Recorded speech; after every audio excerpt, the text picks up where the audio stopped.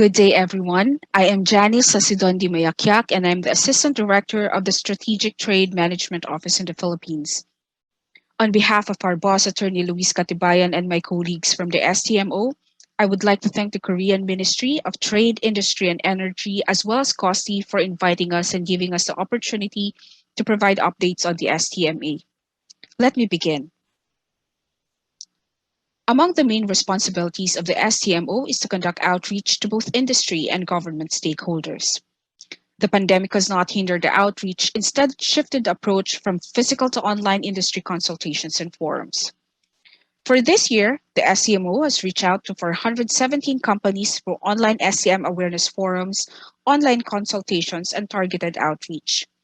We have also engaged with several Philippine government agencies, and just this year, we conducted STMA awareness sessions to our newly established Philippine Space Agency, to our investment promotion agencies in our free port zones, to our trade control examiners with the Bureau of Customs, to our Anti-Money Laundering Council relevant to the implementation of targeted financial sanctions, and of course to our department's Foreign Trade Service Corps for possible coordination points with our trade attaches abroad and possible linkages for pre-license checks in the future.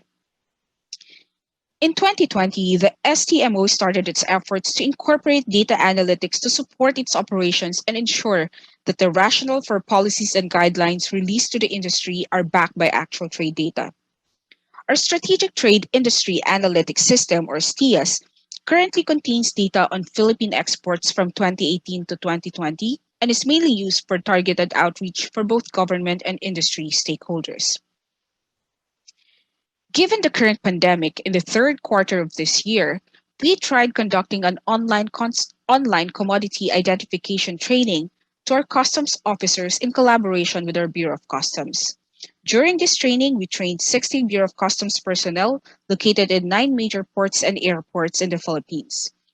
Due to the success of this event, the STMO launched its own e-learning platform known as Learn STM to conduct commodity identification training for economic zone officers and our officers from the investment promotion agencies this November 2021.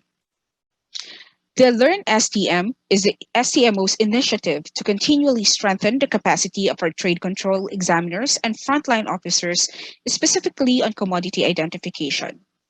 It is also intended to be used as a platform in the future to enhance the capacity of industry compliance officers and be certified as experts on STM. The STMO also requires the establishment of an internal compliance program as a precondition for the issuance of a global authorization. To this end, the STMO is currently conducting 21 ongoing pre-audits, 12 companies were already pre-audited, 11 approved internal compliance programs, and 2 companies have undergone post-audit this year. Since the STMO began accepting applications for registration in October 2019, a total of 50 applications have been received, 37 of which have been approved and registered. The remainder is still being processed by our licensing officers. In July 2020, the STMO began its second phase and accepted applications for export licenses from STMO registrants. Currently, the STMO has already issued 21 authorizations and governmental end-use assurances, including 1 license denial, which I will discuss later. 7 governmental end-use assurances issued by the STMO are for companies engaged in intangible transfers of nuclear technology. The STMO also issued 20 license exemption certificates pursuant to Section 15 of the STMA. 19 pre-licensing checks have been completed. 16 companies assisted for commodity classification. 4 companies assisted for end-user business advice to check whether certain companies are subject to, or certain customers rather, are subject to UN sanctions or red flags. To effectively implement the provisions of the STMA and assist our stakeholders, the STMO has issued several issuances to guide the public. These are shown in this slide. However, I would like to highlight the following memorandum circulars in red that were recently issued regarding the implementation of the STMA. Let me discuss the very first MC, or memorandum circular. The first memorandum circular mandatorily requires all persons engaged in the export of dual-use items under Annex 2 of the NSGL to apply for export authorization with the STMO. In line with this, we are already coordinating with our Bureau of Customs and Freeport Zones to check whether certain items flagged as strategic has the requisite license from the STMO. In May 2020, the STMO also issued Memorandum Circular 20-13 to inform the public that it adopts the UNSC Consolidated List of Individuals and Entities as the STMO's own list of prohibited end users. This MC also prohibits anyone from engaging in business with those on the prohibited end users list. We have also launched the End User Business Advice, which I have mentioned earlier, so that the public, most especially our small and medium enterprises, can reach out to the STMO for screening their customers. In line with this, we have also issued in January this year a memorandum circular that prohibits any natural or juridical person operating within the Philippines or any Filipino person wherever located from engaging in brokering and financing activities if the parties involved in the transaction are those covered under UNSCR 1718 and 2231. This is in consonance with the inclusion of sanctioned items under Annex 3 of the NSGL.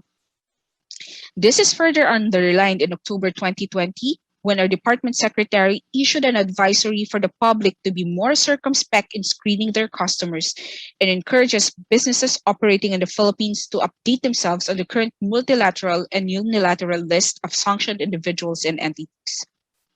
The third circular is a memorandum circular lifting the suspension of administrative penalties under the STMA. This circular is an update to the previously issued guideline on the temporary suspension of administrative penalties issued last year in light of the COVID pandemic. This recently issued circular lifts that temporary suspension and shall be effective on January 1st, 2022. The purpose of the circular is to reiterate the obligation of covered persons to register and apply for authorizations, particularly those engaged in the export of dual-use goods and the export financing or brokering activities of Annex 3 items. I would like to also share with you that we have just recently established a specialized customs unit for trade facilitation and enforcement. Considering that our Bureau of Customs is a very big organization and is composed of numerous units with different priorities, it was proposed and agreed upon by the STMO and the Bureau of Customs that a unit will be created within the agency to serve as a one-stop shop for functions relevant to STMA implementation. This would ensure that strategic trade-related transactions are facilitated and that obligations under the STMA are performed. Now, onto my on the final part of my presentation, I would like to share with you our first license denial and our first catch-all case. On May 26, STMO received information regarding an imminent export of servo motors suspected of being used in UAVs in conflict zones. The following day, the shipment got flagged and held at our Ninoy Aquino International Airport by our Bureau of Customs Police, as there is a high probability that the items may be covered under the catch-all provisions of the STMA. The next day, STMO immediately reached out to the exporter where it was agreed that the covered shipment will be placed on hold until an authorization is issued by the STMO. On May 31st, STMO officials conducted an on-site inspection and recommended that the exporter apply for individual authorization under the STMA's catch-all provision. On June 10, STMO received the initial documents for catch-all authorization application from the exporter. On June 29, STMO convened an interagency meeting to seek the subcommittee's recommendation on the application, particularly on the possibility of the item being weaponized as well as the suspected activities of the end user in its country of destination.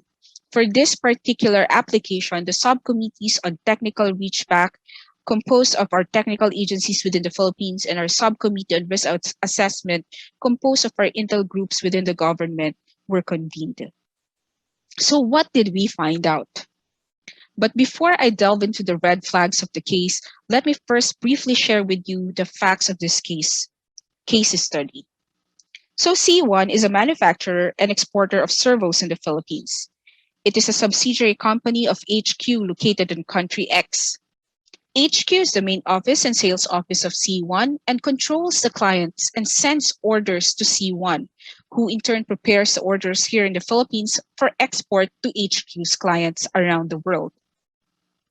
In this particular case, P1, the end user located in country Y, placed its orders to HQ, which communicated these orders to C1.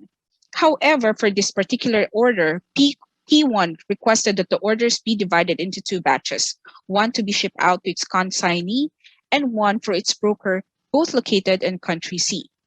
So what were the red flags found? What were the red flags found by the STMO? First, we found a red flag on the manufactured goods.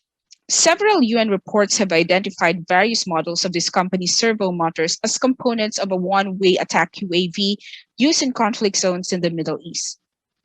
The requested model for this specific transaction, however, has higher voltage, current, and torque. In short, it has higher technical specification than the ones reported in the UN report. This expands the programming capability of the servo motors to accommodate multiple programs or software. The second red flag, as you can see on this slide, is that there's an unusual shipping route. For the first batch of shipment, the items will first go to P1's consignee in country C for purposes allegedly of assembly. However, upon further check of our technical experts and our experts from our subcommittee on technical reachback, no such assembly activities are needed or required. Also, what's peculiar about the shipping route is that both country C and country Y are in close proximity to the Philippines, and the items are being shipped out via air cargo. The next red flag is on the broker, because in this case, the broker paid for the transaction. This procedure is similar to that used in the Chongchongang case, in which a third country was used to pay for the items. The next red flag is that although the requested product is not considered high risk as it is a non-optimal component for low-cost UAVs, the order quantity declared to be for research and development, prototyping purposes for exoskeleton robots, as well as the previous record of the end user raises red flags. Furthermore, the reported end use does not correspond to the technological capability of P1. The next red flag is that the directors and secretary of P1 are similar to the directors and secretary of two corporations whose items have been seized and investigated previously in the United States. Lastly, the address of P1, its consignee and broker, could not be located or are sharing offices with multiple companies. Further, we verified the claims on P1's website regarding its collaboration with known universities and satellite operators. And upon further check, these universities and satellite operators never heard about the company and denies entering into any agreement or memorandum of understanding with P1. So all things considered, the STMO denied C1's application for a catch-all authorization. The company accepted the decision and decided to sever all connections with P1. The good news in this case is that we were able to prevent these goods from being shipped out of the Philippines. However, we only managed to stop the shipment through the help of country partners, through the assistance of our interagency government partners, and through the cooperation of the Philippine company.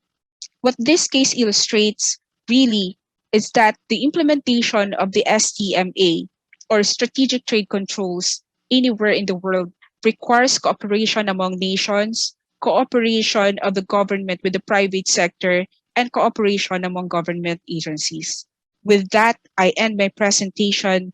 Thank you very much for your attention.